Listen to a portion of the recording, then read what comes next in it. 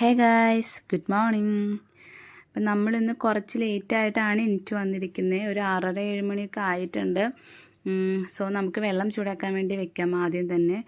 നമ്മളിന്ന് ബ്രേക്ക്ഫാസ്റ്റായിട്ട് നൂലപ്പം ഉണ്ടാക്കാമെന്നാണ് വിചാരിച്ചിരിക്കുന്നത്. അതുകൊണ്ട് ഈ തിളച്ച വെള്ളം അപ്പം തന്നെ നമുക്ക് ആവശ്യമുണ്ട്. അതുകൊണ്ട് ഞാൻ വേഗം പൊടിയൊക്കെ എടുത്ത് വെക്കുകയാണ്. അപ്പോൾ വെള്ളം അത് ഓഫായി കഴിഞ്ഞാൽ അങ്ങനെ തന്നെ ആ വെള്ളം ഒഴിച്ച് മിക്സ് ചെയ്തിട്ട് അടച്ചു വെച്ച് കഴിഞ്ഞിട്ടുണ്ടെങ്കിൽ നമ്മൾ വെള്ളം കുടിച്ച് വരുമ്പോഴേക്കും ആ ചൂടൊന്ന് മങ്ങിയിട്ടുണ്ടാവുമല്ലോ. അപ്പോൾ നമുക്ക് കുഴക്കാൻ എളുപ്പമായിരിക്കും.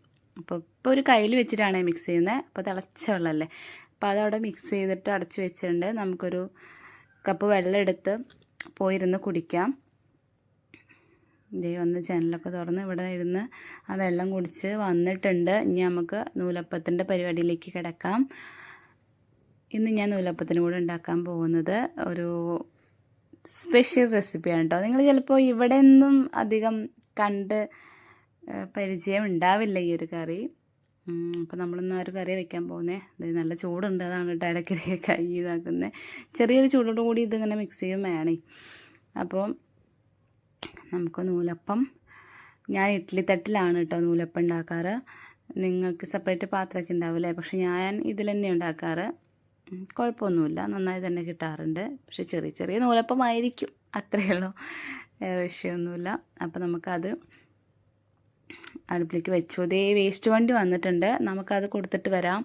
ഫുഡിൻ്റെ ഒക്കെ വേസ്റ്റ് കൊണ്ടുപോകുന്നതാണേ, നഗരസഭയിൽ നിന്ന് അങ്ങനെ വരും, 2 ദിവസം കൂടുമ്പോൾ വരും. അപ്പോൾ നമ്മൾ വേസ്റ്റ് കൊടുത്ത് വന്ന് ഇതേ തേങ്ങാപ്പാൽ കൊണ്ടാണ് കേട്ടോ ഈ ഒരു കറി ഉണ്ടാക്കാൻ പോകുന്നത്.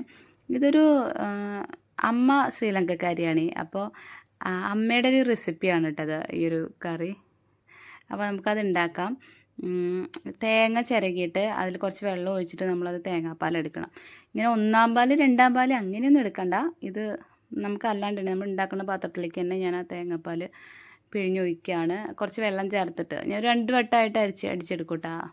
എന്നിട്ടത് മൊത്തമായിട്ട് തന്നെ ഒറ്റ പാൽ തന്നെ മതി. അങ്ങനെ മിക്സ് ചെയ്ത് പിന്നെ ഒരു തക്കാളിയുടെ പകുതി, ഒരു സവോളയുടെ പകുതിയും 2-3 പച്ചമുളകും. ഈ പച്ചമുളക് ചതച്ചിട്ടിടണേ.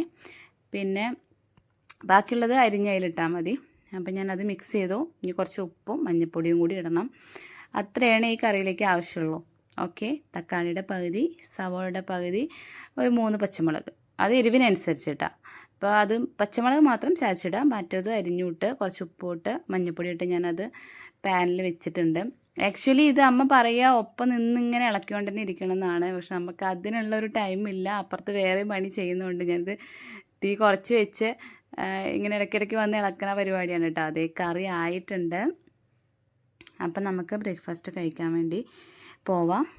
ഇതേ നൂലപ്പം 2-ാമത്തെ തട്ടും ഞാൻ ഉണ്ടാക്കിയെടുത്തിട്ടുണ്ട് കേട്ടോ. അപ്പം ഇതേ കറിയായി, നൂലപ്പമായി, ഒരു മുട്ട പുഴുങ്ങിയത്. ഞാൻ ബ്രേക്ക്ഫാസ്റ്റ് കഴിക്കാൻ പോവാം. ബൈ.